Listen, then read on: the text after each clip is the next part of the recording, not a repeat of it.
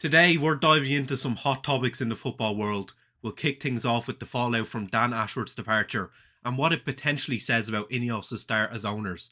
Then we'll shift gears into a more fascinating debate sparked by Jamie Carragher. Cole Palmer versus Mo Salah. Who's been more impressive over the last 18 months and who's more important to their team?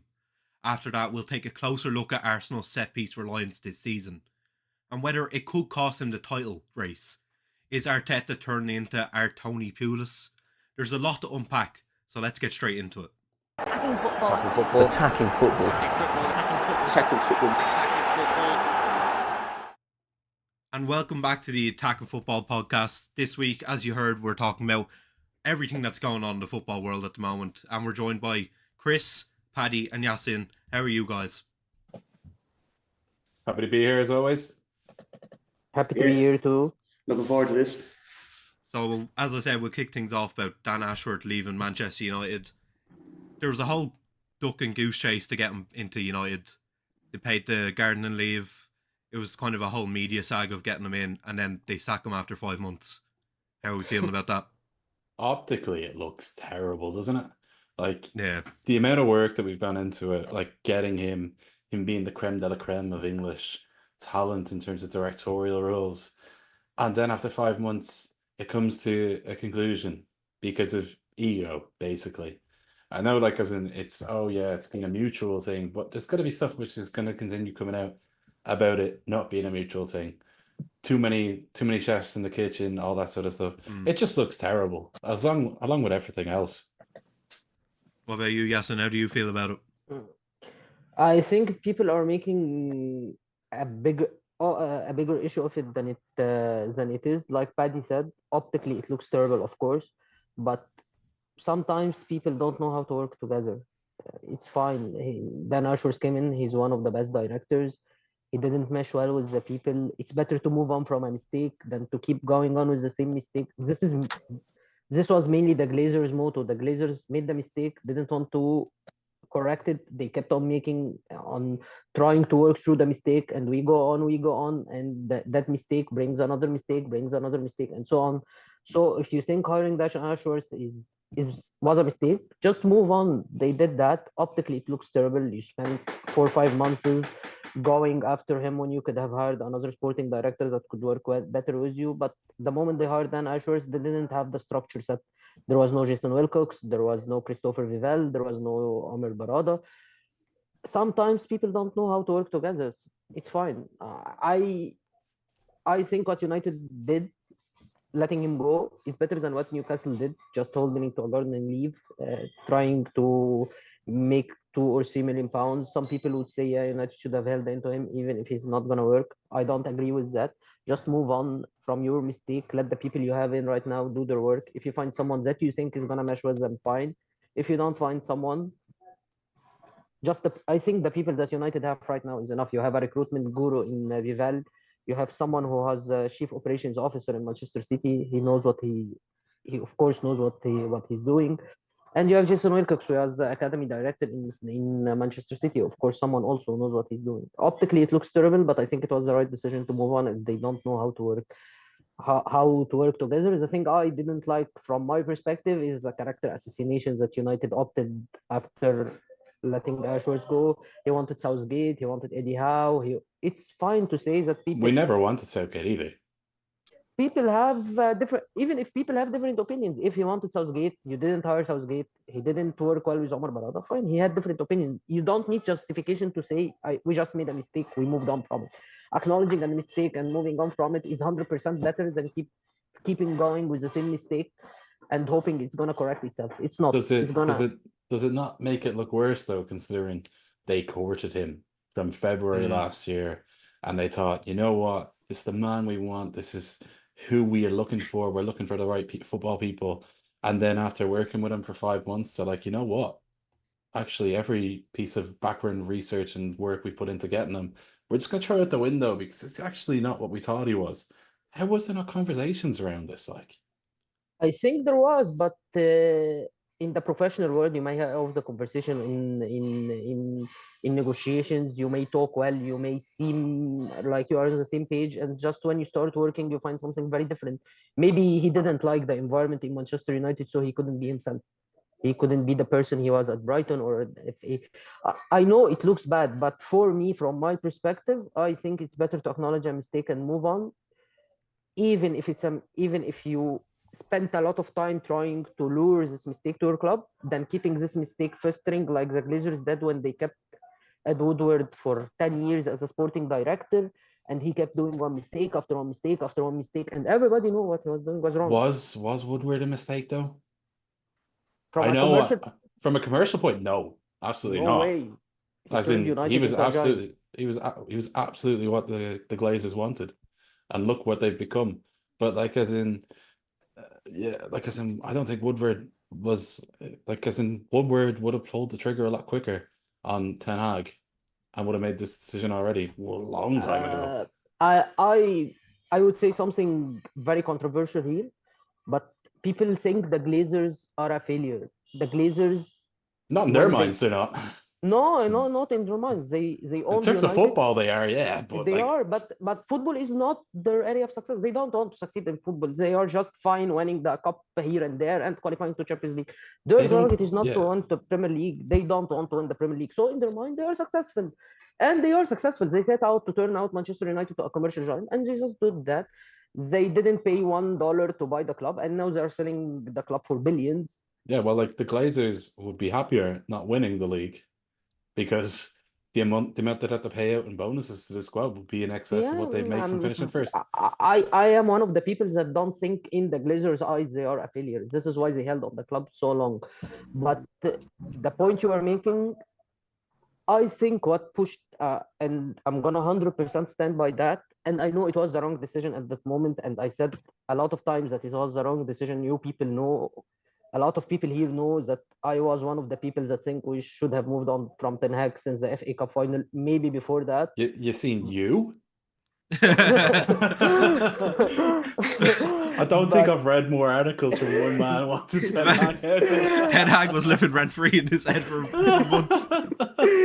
but but I think the main things that pushed Sir Jim Ratcliffe and Ineos, which was totally wrong, to keep Ten Hag, is that the backlash of sacking him after winning the FA Cup from the fan base was gonna be huge. Fan base shouldn't make the decisions. no, but like 100%. then they're blaming now They're Ineos are blaming Dan blaming. Ashworth first. They're not gonna come out and say He wasn't we. even in charge then, and people can say all Yeah, this crap about him like being in power, in cahoots, and all that sort of crap.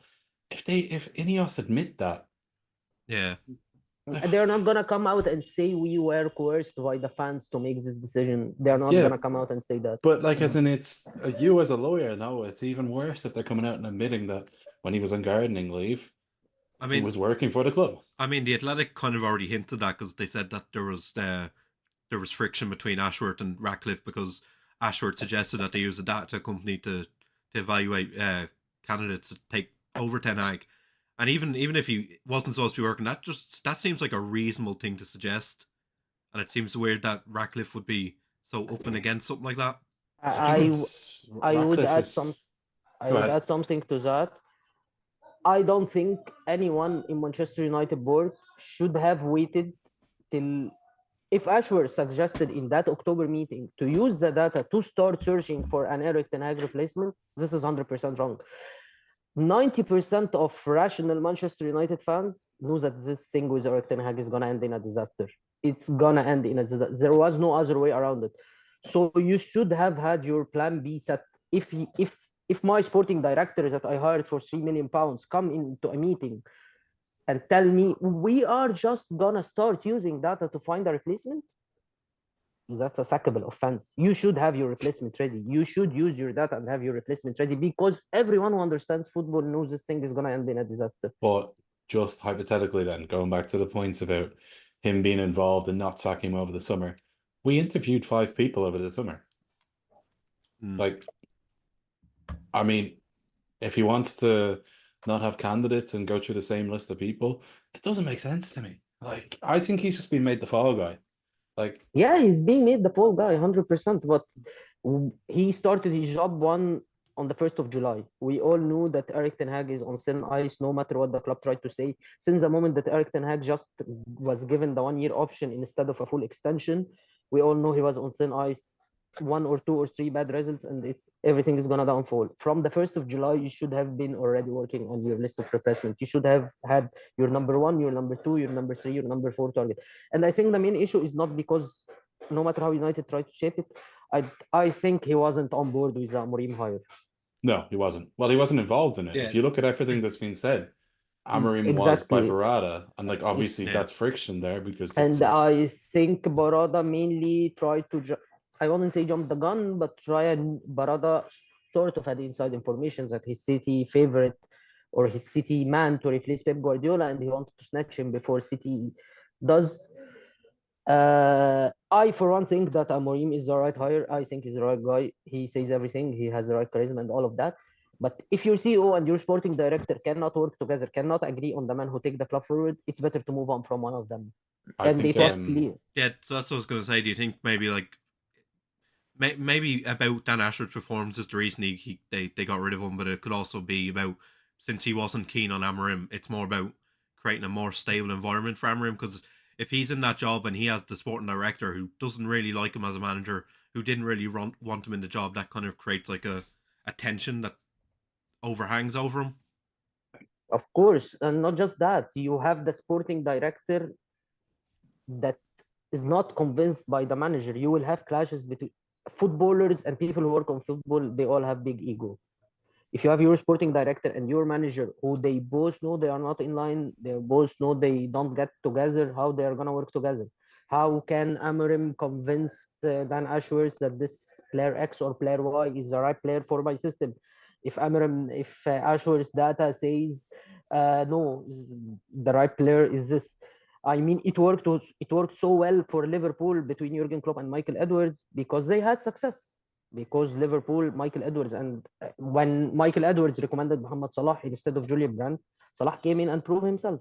If Salah didn't come in and prove himself, no way Jurgen Klopp would have allowed a Michael Edwards recommendations to override him. So, and also they knew how to work together. You need that kind of harmony between your sporting director and your coach. If you don't have it, and you don't have that kind of harmony between your sporting director and your CEO, then why keep him? This was I think if it was that toxic between them, it was the right thing to move on, no matter how optically terrible it looks. Do you This think that since a lot of our signings I know were made after July when he had started, but a lot of them were already in moving. Like let's say Xerxes was talked about since June, maybe even earlier. Like I said, Lenny Oro as well. Like I said, that's not a secret. We've been watching him for years. Like De Ligt as well would have been a Ten Hag signing. I know there's stuff coming out now saying that like De Ligt was somebody that Ashworth apparently didn't particularly think we needed because we had enough centre backs. But like as in, is it an admission that the signings that we've got are crap? mm, Yeah, Like I'd say the summer hasn't been a resounding success. Like Xerxes, I don't think's really come in and made that much of an impact. Yoro, he can't really say much, but he's been injured the whole time, pretty much. The Lit, I don't think he's been as great as you'd expect. I haven't really watched much of Ugarte, so I can't really talk on him. And I think Masraoui is probably the only one you can come in and say that has been an actual success. Mazzari's been very good, and the thing is with the Ligt as well. I think anybody who's watched the Ligt now, he says he's a big body. He's not that good. He's. I want. I I don't think De Ligt is gonna be. I'm gonna say something that's bold, but I don't think De Ligt is gonna be at United next year or the year after He maximum. moves every 2 years anyway, doesn't he? I don't So think De Ligt is got. De Ligt was a pure Ten Hag signing. I yeah, think that the job we did in the summer was good. We had someone like Dirkzee. Dirkzee for me is we it's the main issue with United in the past years. We signed a player with a specific profile to use him in a specific way. We all know that Xerxes is a Firmino-esque player, someone who makes everyone around him better. He doesn't score a lot of goals. This is not what United needed, but I understand that the budget concerns United couldn't go out and spend 100 million pounds on someone like Victor Gyökeres or Victor Osimhen or Ivan Toney or whatever proving goal scorer, as they can say. But Xerxes is not the type of striker you alternate with Hoyland. They both have totally different style of play. They both need different teammates around them. You can put Hoyland, Rashford, and Garnacho in a 3 direct attack. It's gonna be a disaster. If you are gonna put Hoyland, you need 2 wingers who Great. can hold the ball with him. If you are gonna use Xerxes, you need Rashford and Garnacho, 2 runners. So you are having 2 different strikers. That's signing Xerxes. I don't know the plan. What was the plan? But you cannot alternate Xerxes and Hoyland without changing the whole team. Without changing the whole way the team plays. And if you are gonna do that, then what style of play are you talking about? If changing your striker is gonna change how the whole team is gonna play. I think Xerxes is a good player. I just don't know how he's gonna fit at Manchester United. I would leave that to Amorim to see. Ugarte, I think, has a lot of potential. Euro 2. Mazraoui actually was better than much of than was a lot better than what I expected because I watch Mazraoui a lot with the Moroccan national team, and for me he was just a good but not that good player. But maybe because in Morocco he plays on the left a lot because of Ashraf Hakimi. Euro, I think, like you said, he's someone who we watched for years. It was not a secret, and it was seen at this moment a huge coup. And I still think it was a huge coup to sign someone with linear talent. Although he's gonna go to Madrid in 3 to 4 years, I'm 100% sure of that. But I don't think our summer was a failure because we didn't sign a striker. We don't create enough for our strikers anyway. Speaks. I don't agree with that. I kind of want to put it to you two United fans, just based on the transfer window, based on this whole Dan Ashworth saga. We should also get Chris involved because I don't think he said a word yet. If we're talking about ownerships in football, I'm a Chelsea fan. I can't say much really, can I? The last couple of years have been a disaster. But obviously, Ashford getting let go like that. That look, publicly it doesn't look good, but if behind the scenes, like what Yasin said, if behind the scenes it's not working out, I'd rather cut my losses now than go through the rubbish again and then 4 or 5 years time go, oh, we'll pull the trigger now when we should have pulled it 4 years ago. Bit like that happened to the FA Cup final. I'm gonna add something to what Chris said. This is actually what Chelsea did when Boli and Iqbali owned the club. They found a lot of people, they hired a lot of people. They just found who is gonna fit, they kept. Who's not gonna fit, they let go. People thought they are crazy, but actually they have built a good team. Chelsea have a good team. They have a very good team.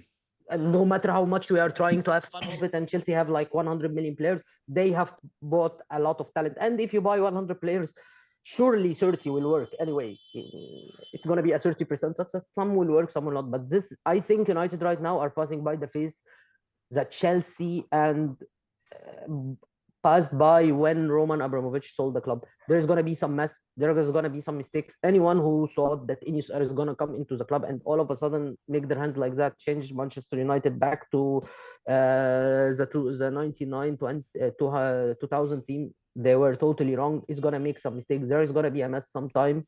People need to be patient. I think, my personal opinion, or what I think about Dan Ashworth, I don't think Dan Ashworth can work with a manager that has a lot of control. This is why I don't see him at Arsenal.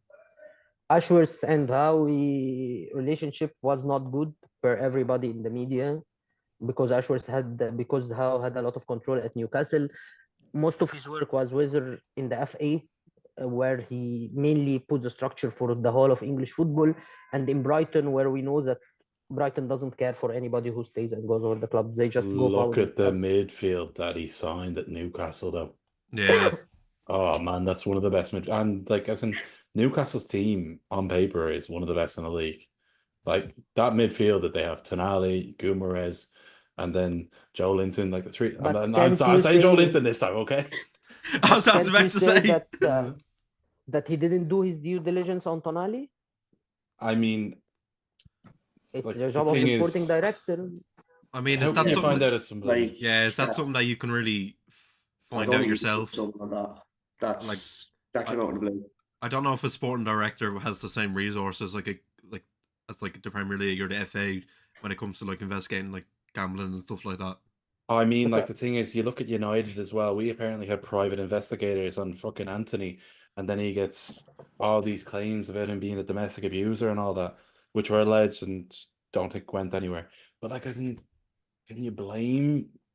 There's due diligence, and then there's gambling, But which is who did he him. sign for Newcastle? I don't remember. He's not the one who signed Bruno Guimaraes.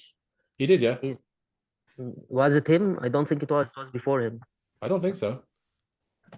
I believe it was him. Uh, No, no, he signed Tonali and Isaac, I think.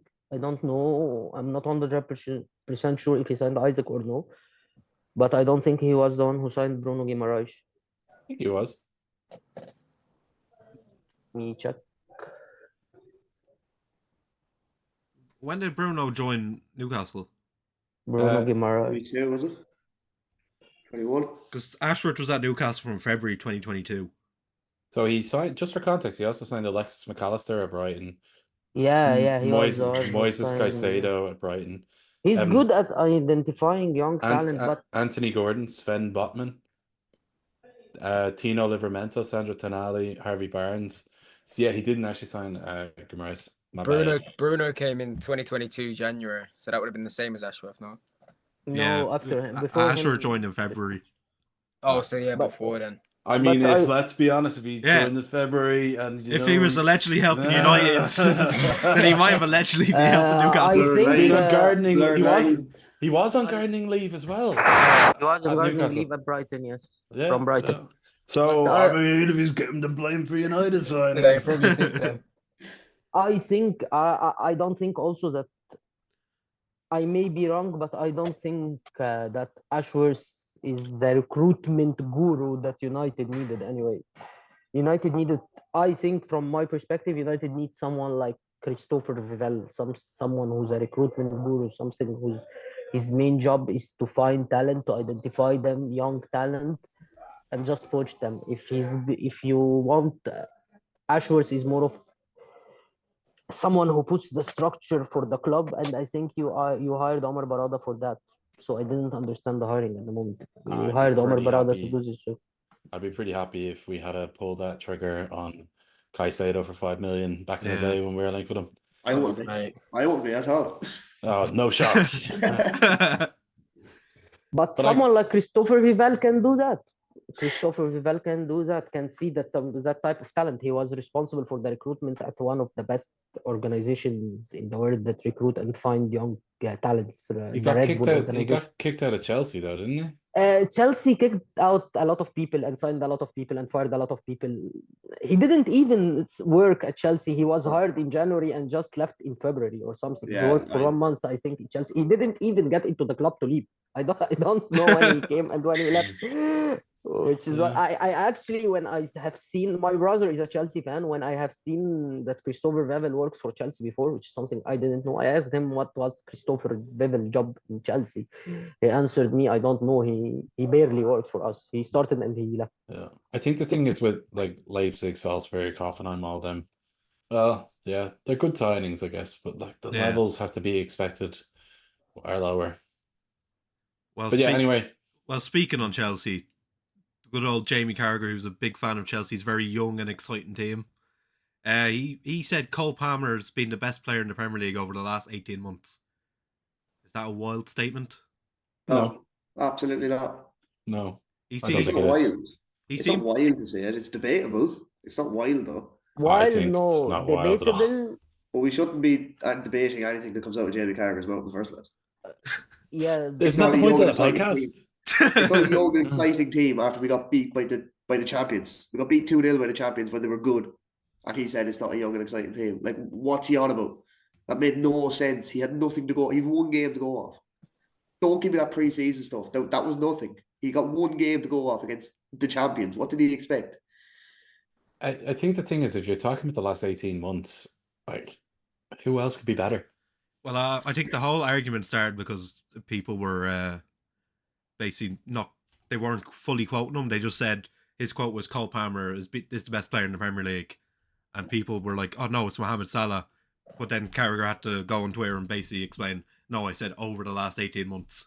But like as in over the last 18 months, I don't think anybody can disagree that Cole Palmer is at least in the top 2 or 3. Like as in it shouldn't be questionable. And if somebody says he's not in the debate, they just don't know football really. Let's be honest. Yeah. Somebody said it perfectly. Over the last 18 months, you'll probably say Palmer's better than Salah. But You would, yeah, absolutely. Just off this season, you'd probably just pip it to Salah because he's literally turned Liverpool into probable title winners. Like, Yeah, exactly. But then last season, for the last 12 months, you would have said Yeah. Haaland was miles better than Salah. well, They weren't even the same planet. That depends on how you view football. Like Haaland's an absolute machine at putting the ball in the back of the net. So is Salah. They're both Yeah, horrible to watch. Everything in between that, Palmer doesn't. Yeah, well, Palmer's actually good to watch. Yeah. Well, I think Salah is shite for 90% of the game, and Haaland is shite for 98% of the game. Yeah. I think Salah sometimes comes out of nowhere and just hits the craziest pass of all time. Or I think Just last some season, mad if you look shot. if you look at the last 12 months as a whole, yeah, not of last season, you could argue that Palmer and Foden would have been about the same. yeah. But this season, Foden, it's just a non-entity. I think since the Euros, I think Palmer's just been like 3 times the player Foden's win.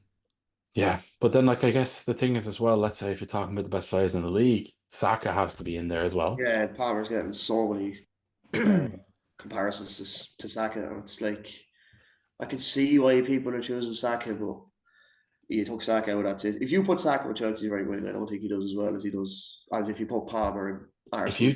If you took Saka out of Arsenal, they would be a They would mid-table go side. to the championship.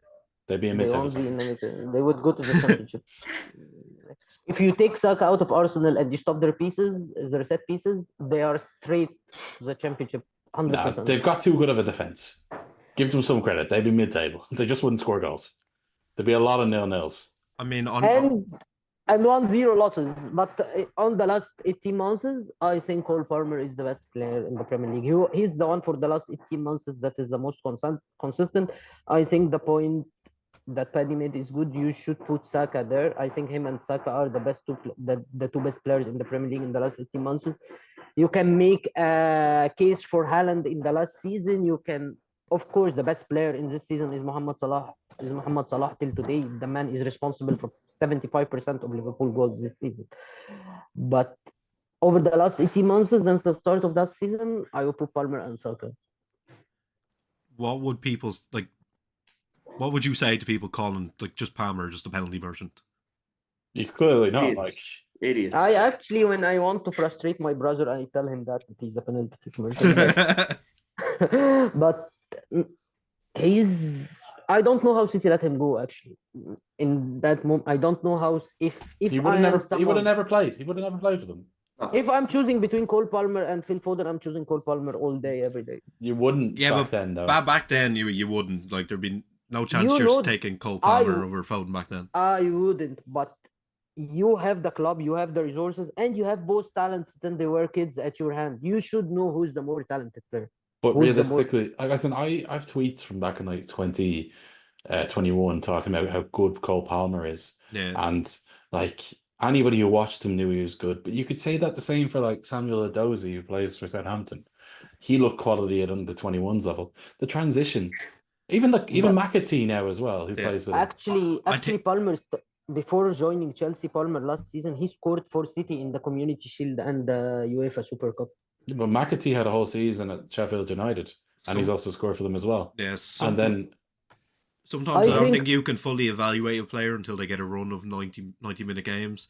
And Palmer was never going to get that at Manchester City. So his development would not have been near the same as it is of being at Chelsea.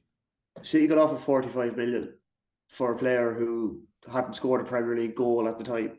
They would have been stupid to turn it down. It's pure profit as well, Jaron. The PSR and everything. PSR. I mean, also Chelsea got lucky because Nottingham Forest rejected their offer for Brennan Johnson. Look how that turned out for them. Brendan Johnson's Uh, pretty good as well, though. I'm not gonna lie. He's not Palmer, though. He's not No, he's Cole not Palmer though. Palmer. No, let's be honest. But I don't know, but I think Cole Palmer wouldn't have been like that in City because he doesn't suit City system as much as Foden suits City system. There is Palmer is more is someone who likes to be more. He doesn't fit into the Guardiola structure of play. Every player has to stand here, has to go like that. that's a thing though. Like, as in, a player like Foden arguably could do that as well outside of the City system. And like, the thing is with Palmer, he shines because he gets basically a free roll in the attack. While with City, like, as in, there's so many players that probably are like that. Look at Jack Grealish before he went to City. He was like that. He was a maverick, but now he just is dull. Yeah. Lads, Uh, who do you reckon the top 5 penalty takers are in the Premier League? If you had to pick 5 penalty takers in the Prem for a penalty shootout you got tomorrow, who are you picking?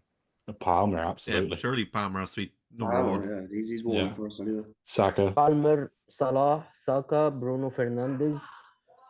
I don't even know if I'd take Salah. I never trust him when he's taking Salah penalties. is not a great penalty taker, but He's had a couple poor ones, isn't he? yeah. Can I bring Mark Noble back? Oh, all of Salah poor ones for the Egyptian national team. All of Salah poor penalty kicks were for the Egyptian national team. But I'm 100% gonna take Salah. Justin Kluivert, he scored a hat-trick in one game. Yeah, to be fair, yeah. Taking him now. Justin, Uh, Justin, not Patrick. Where do we reckon Palmer ranks like all-time pen takers? Because he literally just and Bumo as well is very good. yeah. Palmer just broke the record for most consecutive penalties scored. He scored 12 in a row without missing. Jamie Vardy as well. What did he break the record in? What, Premier League? Yeah, I think it was Yaya Toure who had 11 before him. Yeah. How much did Tony have? I don't know if Tony even took 12 penalties in the Premier League. Well, he probably didn't. He probably missed a few as well. He 'Cause never missed one. He had about 20 odd or 30 odd in general, didn't he? But obviously Champions. Yeah. What was the question, Scott? It was where do we reckon Cole Palmer is in the all-time penalty? He needs takers more in the Premier League? penalties, I doesn't think he he? needs Yeah. more. Yeah. I think it's way too early. I mean, like, as in, if he misses 2 in a row, then he's a bang average penalty taker, isn't he? I suppose, yeah, when you put it like that. But like, as in, if you're talking about stats, like 12 is nothing. Like, you can just, like, as in, he even said after the game himself, he thought he missed it. What, Yeah. the chip? No, not the chip, the first one. The first one, yeah, when he went bottom left. He thought he went around the post. Oh, I didn't see that. Yeah, so I don't know. Like, as in, if I was ever to choose a player in the Premier League to take a penalty, it would probably be Rue Van Nistelrooy or Leighton Baines or somebody like that. Harry Kane is a top. Yeah, Letitia as well. Lampard. Beckham. I'm putting my life on the line for Ricky Lambert. Yeah, he never missed one, did he? I don't know. Well, no, he didn't miss one until he joined Liverpool. And then he missed his first penalty at Liverpool. I don't think Letitia ever missed a penalty. No, Letitia scored 47 times from 48 attempts. So he missed 1 in 48. It had to be Letis. Yeah, that is a show. But at what stage does Palmer go? Like, do you think if Palmer gets 20 out of 20, is he the best now? Or No, he needs 48 out of You think he needs 48. 50? 48 out of 48. He's joint 29th at the moment in the all-time Premier League top scorers from penalties with 12. First is Harry Kane with 33, so he's got 21 to go before he catches up with Harry Kane. Oh, Balotelli. Yeah. Mm. Palmer will definitely reach more than Harry Kane if he stays in the Premier League at the rate that he's... Yeah, is is there links to Real Madrid now, which is the problem? Oh, bro will not go to fucking Spain to eat paella. He can't get his chippy chips. Yeah, chippy chips with like trying He'll come back to Manchester and go United. Nah, he's got like a 9-year contract. He's never leaving London. He's never leaving London. He's trapped at Chelsea. If he keeps going the way he's going, he's getting his statue outside of Stamford Bridge if it's still there. I like all the interviews he has with Zola as well. You're going to play with me in FIFA? Yeah, I'll have you on the bench. Chris, do you think Chelsea has a chance to win the league this season? Oh, stop asking me this. I think they do. Yes. Though. I think it'd be stupid to say no with the We've every squad you chance. have We're as well. second and we're 4 points off Liverpool. We look the best out of any other title teams. But You Your gotta squad play. is absolutely massive as well. But they also do have Robert Sanchez in goal. There we go. Yeah. Wesley Fofana is out injured. I know Badiashile has been good for the 2 or 3 games he's played, but he's Benoit Badiashile. He will make a mistake. He's just got brain farts in him, doesn't he? Like we had to swap him to the other side of the pitch, which somehow made him the best footballer in the second half. I don't ask me how that works, but it does. Like then if Caicedo, Palmer, Cucurella, if they get injured, it's not looking good. But can't you say it's the same for Liverpool? If Salah or Van Dijk get injured, or both of them, though. Yeah, 100%. And if they get injured, surely like it's just can Chelsea stay close enough for when they get injured? Yeah, But but I like as think well, Chelsea- Nicholas Jackson. Chelsea has more depth. Also, I think Chelsea benefits from the fact that they bought a lot of players, so they can basically play the Europa Conference League with their B squad and stay Yeah, in well, the we're tournament. playing Astana tomorrow in Kazakhstan, and it's like expected to be -21 or something, or Thursday, not tomorrow. They're sending the kids over. They're not even sending like well, obviously Palmer's dropped from the squad, but they're not even sending half of the squad. They send the kids just because it's too risky. That's Right, that's a I'm- luxury Chelsea have, like where they could 'Cause it's even freezing. keep out their best player out of the squad. And then they can give children hypothermia. There needs to be an ethics into this. What's going on here? When you put it like that, I mean, Oh, poor Tyreek George. He's going to be freezing his bollocks off over in Kazakhstan. I think they have the benefit of basically playing every week, not like Liverpool and.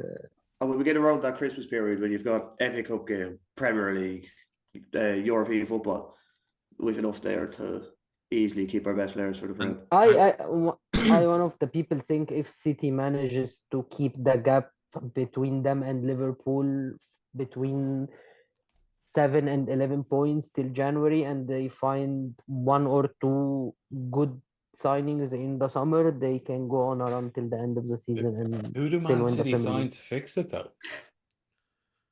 They are not as bad as people see. They play good football. No, they They don't. still play good football. They've been awful, mate. They're terrible They to are watch. not. They're not hectic They at are all. not. They still create a lot of chances. They're awful defensively. Yes, 100%. I agree with that. But in Yeah, but- attack, no, they're not awful. They still create enough to win most of the games they play in. They need a right back. They need a left back. They need a defensive midfielder. Like, they need so much.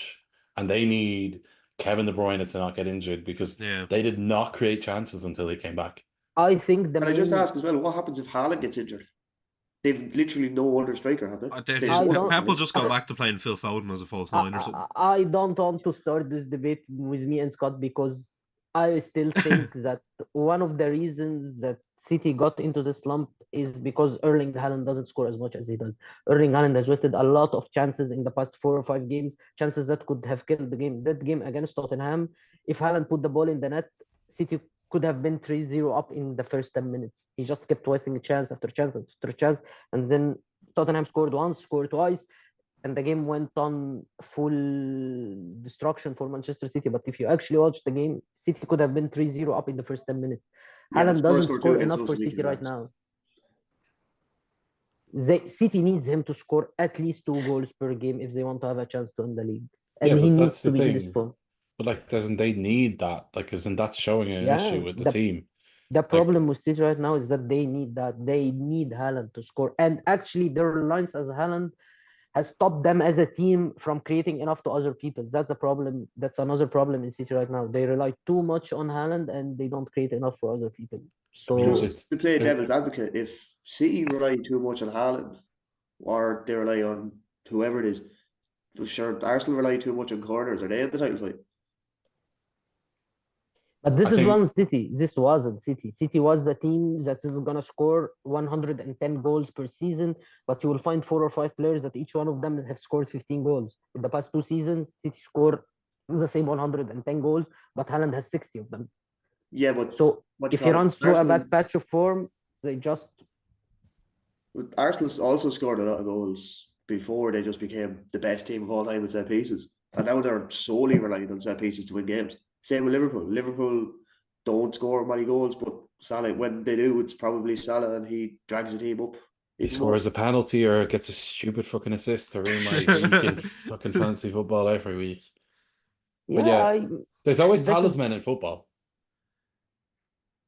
I think that if Salah gets injured or something happens to him, and Arne Slot doesn't find a solution very fast for Salah absence, I can see Liverpool for 5, 6, 7 games drawing 0-0 or losing 1-0. I They think literally they've got Gakpo, Darwin Núñez. Sorry, those are the they two. don't. They're the two worst to start with. But they've also got Jota. Then Yeah. Diaz. If Salah gets Yeah, injured, Diaz. they need Jota to Elliot. come back because he's the Jota's only back proven already, goal yeah. scorer in this team. Chiesa's coming back from his cryo chamber. Yeah. But like I think Liverpool have a lot of goals everywhere. Being honest, it's just But they nobody focus. does. Nobody does this season except Mohamed Salah. Yeah, it's not consistent enough. Well, that's because Jota was injured and Yeah, but Jota's going to go score for 6 games in a row. Everyone's going to go, then get oh my injured, God, yeah. they can do it. And then he's going to go and get injured for 3 months. Yeah. Yeah. But then it's the same with Diaz. Sometimes, that's the difference that's why Salah's world class. Because he's consistent. And that's why you've got players who are just a tier beneath. But these are players who can be streaky. Like Diaz probably started the season better than Salah. Yeah. But also Salah's presence on the pitch demands a lot of attention from the opponents. If he's out and you have the pressure on Diaz, on Nunez, on Gakpo to score the goals, to create the assists, to win games, without even Salah taking the attention, this is gonna. I was just thinking from 2 days ago what was gonna happen to Liverpool if Adrian was the one replacing Alisson in the past 6 or 7 games. It was gonna be a total disaster. Keller at least was competent enough to steady the ship and keep Liverpool going the right way. But if it was Adrian, Liverpool could have been beside Manchester United right now. Probably would have been Jaros anyway. Yeah. Or the guys that I don't know how to pronounce his name or I don't know who he is. But I think the thing is Liverpool have shown over the last season or two they can be resilient once they get injuries. Last season they had like pretty much all their team out. But at one it stage. affected them in the end. Yeah, they did come back to bite us towards the last 7 games. Yeah, but still, like, considering the injuries, you still did well. Still got Champions League football and everything. You should have been nowhere near a title race. With your injuries. 100%. Even before the season as well. I think even with the squad at the time, we shouldn't have been near a title race. No, I don't think any reasonable fans thought you would have been in a title race last season, but yet you still managed to keep up with half a squad. Yeah. But yeah, I think if you look at City, if Haaland goes, the goals are just not there. Like, who in there, like, as in Doku, I know he scored at the weekend. He's not a goal scorer. He's basically a Dama Traore Mark II. Then, like, the second highest goal scorer is Vardy. Yeah. He's playing out of position as a left back. Scores most of his goals on the right foot, which he isn't right footed. I don't know. Like, as in, I just don't know where their goals would come from. They've got a lot of, like, technical, tricky, intricate players. But, like, Foden, what the fuck's happened there? But if they play with false 9, as Scott said, they will have much more control. They will create more chances than they create right now. And this will end with them scoring games. If they play with a false 9, so you're saying... who did they create the chances for before Haaland? They created it for Raheem Sterling and they just scored 20 goals per season. If you can make Raheem Sterling... Julian Alvarez... He's an Arsenal. No, but Julian Alvarez, like last season as well, he was a striker. If you they can sold him for 90 million. Yeah, but they're playing him as an attacking midfielder at the time. Games. He also played as a striker last season. Yeah. Yeah, but when you look at Man City, when they had the false 9, most of Sterling's goals were literally just crosses to the back post, tap-ins. Tap-ins, yeah. That's how they scored. They were just dominating teams, controlling games where they could just score easy goals. But yeah, I look at City and I think they need fucking serious backup. It's almost like I said this a few weeks ago on the podcast that they need a major rebuild. I think almost like I know something, boys. but to go back to focus on Arsenal, I think Arsenal are becoming way too reliant on set pieces. Like, even they literally they don't have any attacking injuries at the moment, and yet they're still struggling to score from open play. But this is going to come back to bite them because someone will figure out how to defend against it. Or the Premier League will just stop what they're doing. Every time. It's so obvious. Look at what happened there the other day. United tried to do it against who were we playing at the weekend? Forest. Dalot pushed somebody and the defender fell over. Yeah. Just do that. Yeah. Just fucking punch him. I think you get a penalty. Actually, no, it would be an indirect because it wouldn't be penalty because it hasn't been taken yet. Yeah, so you can. See? Yeah, but I don't know why no one's doing it. I just don't understand why when Gabriel goes behind you and pushes you, or Timber goes behind you and pushes you, you don't just fall over. I don't understand why the keeper isn't getting the player that's put on him out of the way.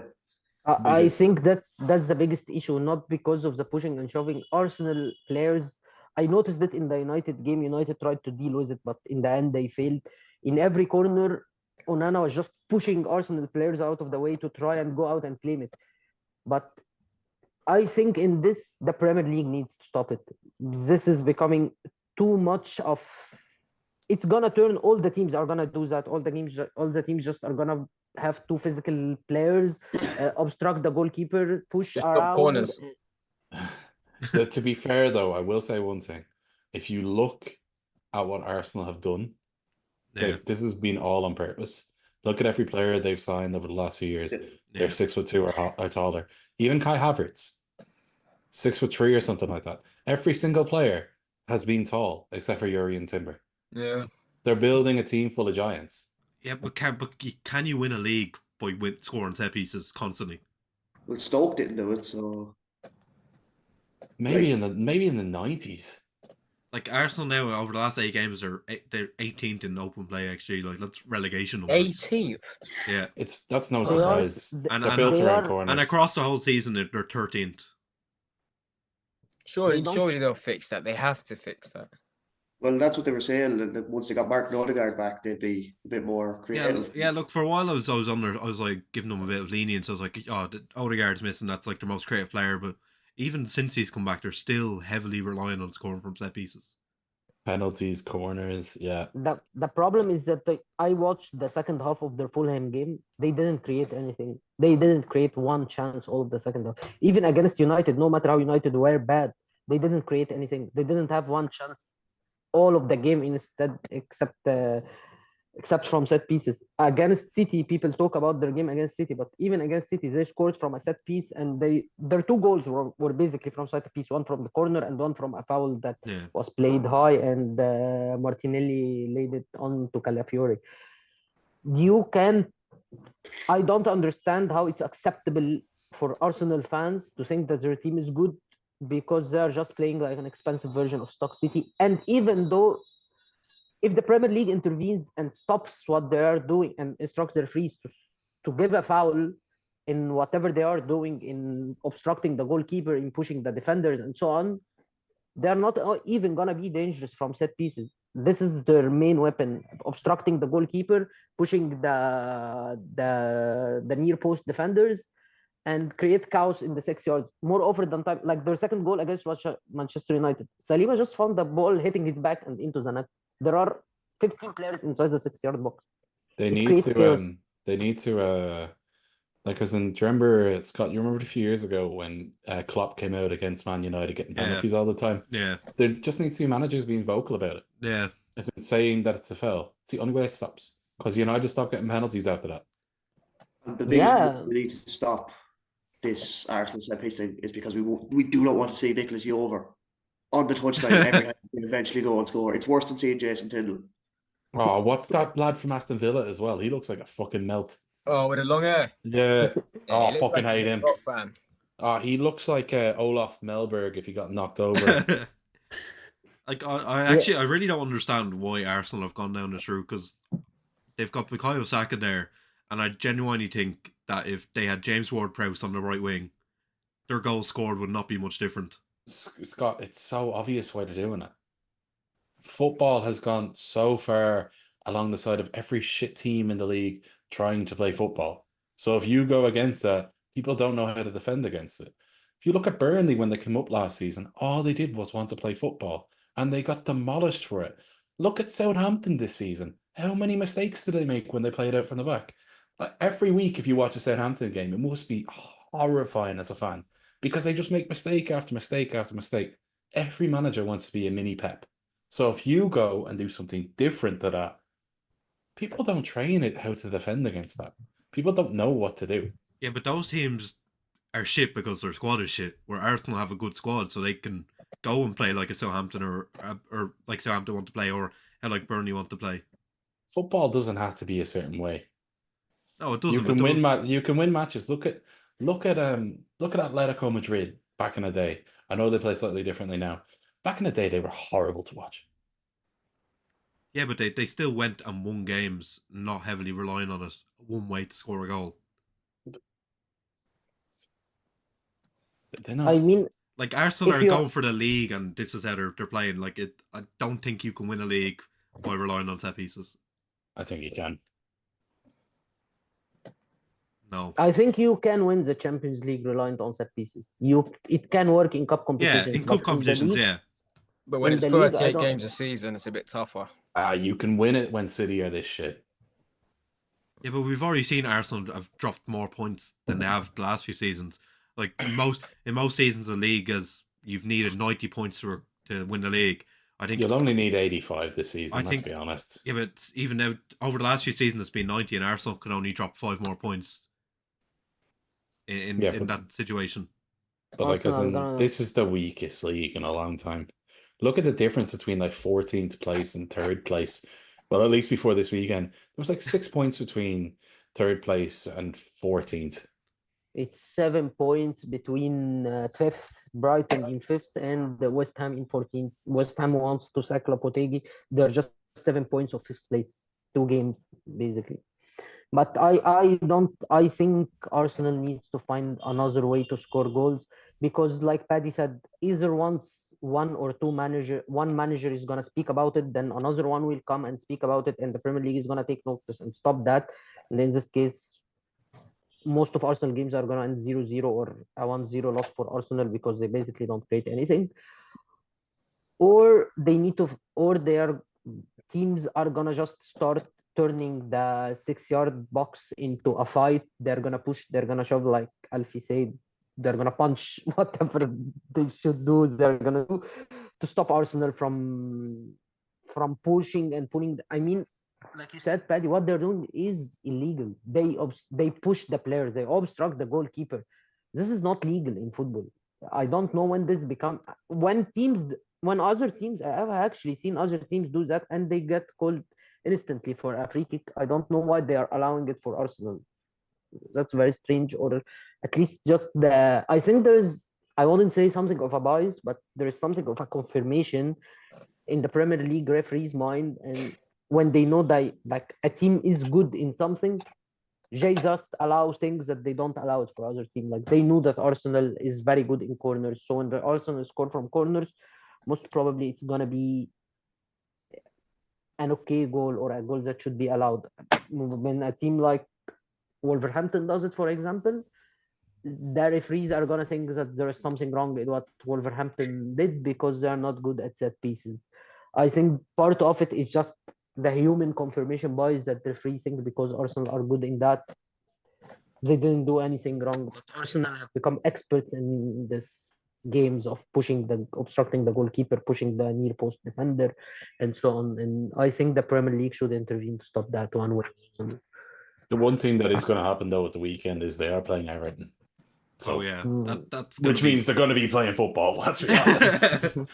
They have to, because Sean Dyche shouldn't allow this woke nonsense. Utter woke. No. Utter woke nonsense. But the way Arsenal used to play, he's gonna love that. He's gonna love that. It's gonna be set piece heaven at the weekend. Yeah. It's gonna be 4-all. It's gonna be 4-all. Gabriel. Oh yes. It's gonna Gabriel, Dominic Calvert-Lewin scoring a hat trick of headers. It's gonna be 4-all. All 8 goals being from set pieces. Beautiful. It's gonna be unbelievable. Utter unwoke nonsense. Nature is healing. So who would you rather, Palmer on a penalty or Gabriel at the back post for Arsenal corner? Oh, that's a good question. That's a good question. It's Palmer. Yeah.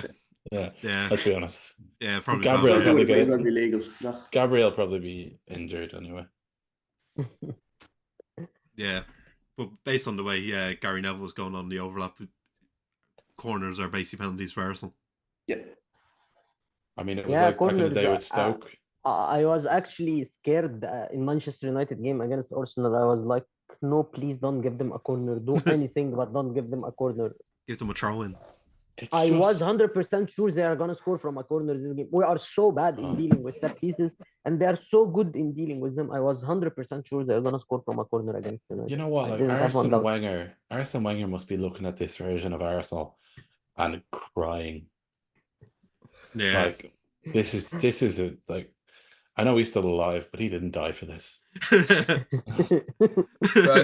Fergie will be the same. I bet Fergie And and Wenger are I gutted. actually don't know why Arteta opted for that. He was actually building a team that was the team that finished the league second with 84 points the first season of Erik ten Hag. It was a good team. It was playing good football. It was vulnerable a bit in the back, but you needed one or two transfers to fix that without changing the whole structure of your team and turning into this boring team. Arsenal are a very boring team to watch. I get really bored when watching them. They are not a fun team to watch.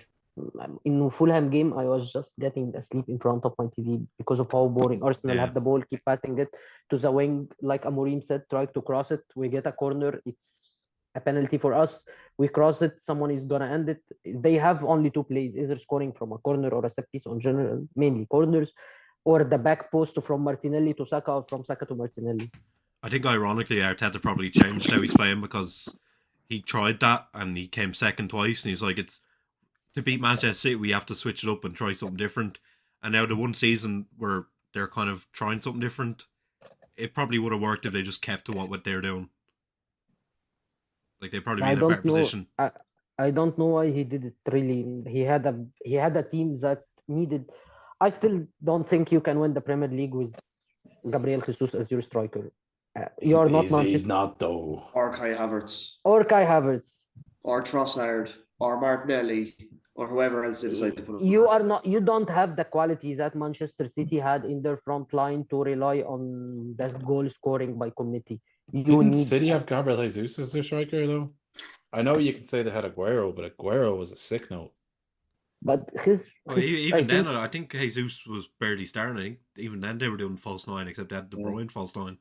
Oh, Gabriel Jesus started like 30 games a season at one stage. most of them at the This were isn't the at same Gabriel Jesus it was at City. and this isn't the same. And It's always Arteta been is the not same Pep. Gabriel Jesus. And Arteta is not Pep. Arteta is not Pep. You can try to make a cheaper version of Manchester City and try to win the league with it. It worked at the start. You built a good team. You put the mentality in. Now you have to stamp your own ideas on the team without turning it to be that boring and the team only relying on set pieces. I don't know what is Arsenal thinking right now that they didn't go out and buy a top striker. And by top, I mean top. They had Ivan Toney sitting there. They had Nobody Victor wanted Ivan Osimhen there. Toney because he was a Victor fucking Osimhen was dickhead. sitting there. Victor Osimhen was sitting there, and he's But playing in Osimhen as Galatasaray well. right now. Osimhen as well. Like, as in, they wouldn't sell him for like unless they got 100 million, Yeah. and he fell out with the board.